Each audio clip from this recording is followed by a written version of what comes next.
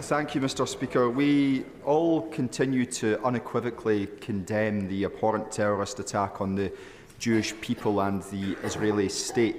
We fully support the defeat of Hamas and, of course, the safe return of all hostages who have been taken.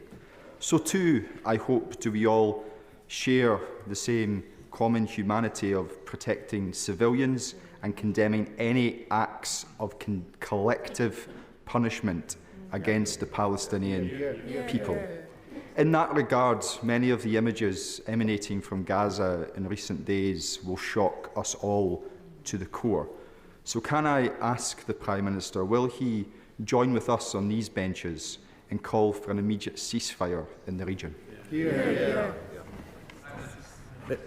Mr. Speaker, we believe that Israel does have a right to defend itself, to protect its people, and to act against terrorism and ensure that the awful attack that we've seen from Hamas cannot happen again. And unlike Hamas, the Israelis, including the President, have made it clear that their armed forces will operate in accordance with international law, and we will continue to urge the Israelis to take every precaution to avoid harming civilians. Stephen Flynn.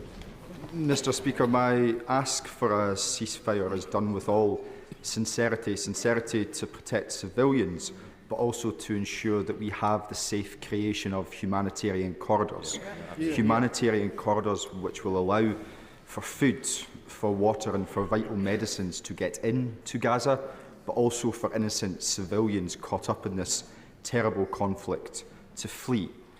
In respect of those who wish to flee, can I ask the Prime Minister what early consideration, if any, his government has given to the creation of a refugee resettlement scheme akin to that previously put in place for Syrian nationals, Afghani nationals and, of course, Ukrainian nationals?